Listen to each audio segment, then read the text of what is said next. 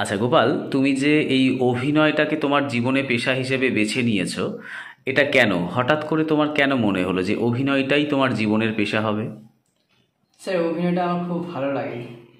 এটাই আমার ছোট থেকে স্বপ্ন যে অনেক বড় অভিনেতা হব। খুব অনেক বড় আমার স্বপ্ন এটা।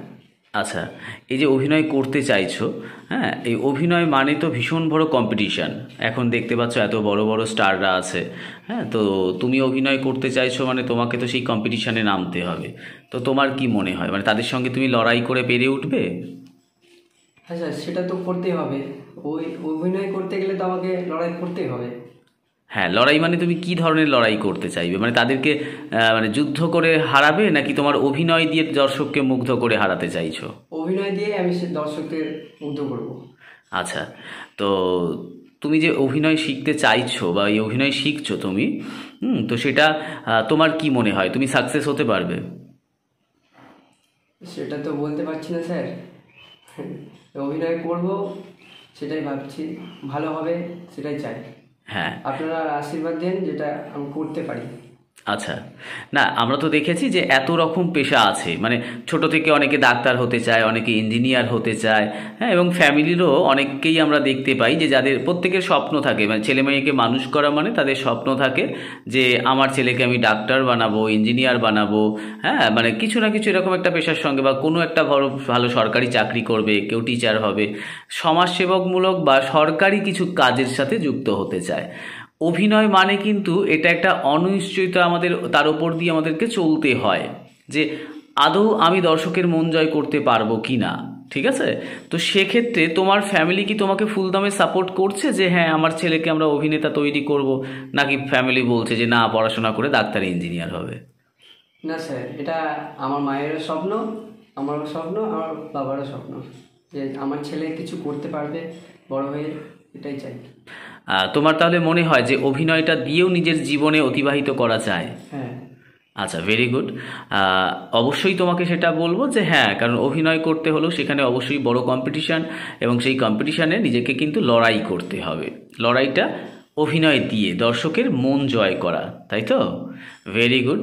তো সেক্ষেত্রে তোমাকে এই যে জার্নিটা এখনও কিন্তু অনেক বছর চলতে হবে। হ্যাঁ, তুমি তো এখন অনেক ছোট। তো সেক্ষেত্রে এই যে এত বছরের জার্নি, তো সেটা তুমি পারবে? তোমার মধ্যে সেই কনফিডেন্স আছে? হ্যাঁ স্যার, আমাকে করতেই হবে। হ্যাঁ, মানে হঠাৎ করে মনে হবে না তো যাও ভাল লাগছে না? তখন দুদিন আনন্দ করে এসেছিলাম, মনে হয়েছিল গিয়েই আমি দেবজিৎ, প্রসেনজিৎ চ্যাটার্জি বা এরকম বড় বড় সেলিব্রিটি এদের মতো হয়ে যাব, কিন্তু 6 মাস পর দেখলাম না, কই চান্স তো পাচ্ছি না এখনো। তার জন্য কি তুমি ভেঙে পড়বে, নাকি অন্য কাজ খুঁজে নেবে আবার? না স্যার, এটা তো খাবারের মতন না যে গিলে দেবো হয়ে যাবে। এটা খুব কষ্ট করে করতে হবে, জানতে হবে, বুঝতে হবে। আচ্ছা, ভেরি গুড। তাহলে আমরা জানি যে কাজ করতে গেলে সেখানে কিন্তু অনেক পরিশ্রম করতে হয়। হ্যাঁ। তো অভিনয়টাও ঠিক তাই, একই রকম। হ্যাঁ, তো ভাল লাগলো অবশ্যই তোমার এই যে কথোপকথন তোমার সঙ্গে করলাম আমি। হ্যাঁ, তো তাহলে আমিও এটাই চাইবো যে তুমি যখন অভিনয় করতে চাইছো, তাহলে কিন্তু এই মানসিকতাতেই তোমাকে এগোতে হবে। এই মানসিকতা যদি থাকে, দৃঢ় প্রতিজ্ঞা যদি তুমি করতে পারো, তাহলে কিন্তু অবশ্যই জীবনে সাকসেস হতে পারবে। আর যদি মনে হয় গিয়েই আমি নায়ক হয়ে যাব, তাহলে এই চিন্তা ভাবনাটা কিন্তু ভুল। আচ্ছা, তোমাকে আরও একটা প্রশ্ন করি, তুমি কি জীবনে মানে হিরো হতে চাইছো, নাকি যে কোনো অভিনয় পেলেই তুমি কাজ করবে? আগে তো ছোট থেকে বড় হতে হবে না স্যার, তাই আমি অভিনেতাই হব। অভিনেতা হবে মানে তুমি সব রকম ক্যারেক্টার করতে চাই হ্যাঁ, তো? সব রকমই। আচ্ছা আচ্ছা, ধরো তোমাকে চোরের ক্যারেক্টার দেওয়া হলো, বাড়ির চাকরের ক্যারেক্টার দেওয়া হলো, বা খুব একটা ভিখারির ক্যারেক্টার দেওয়া হলো, তো তুমি সেগুলো কি আনন্দ করে করবে, নাকি মনে হবে ইস আমি যদি দেব বা জিতেদের মতো হিরো হতে পারতাম, এরকম ক্যারেক্টার করতাম? যেটা যেরকম অভিনয় হবে সেটা সেরকম করেই করতে হবে।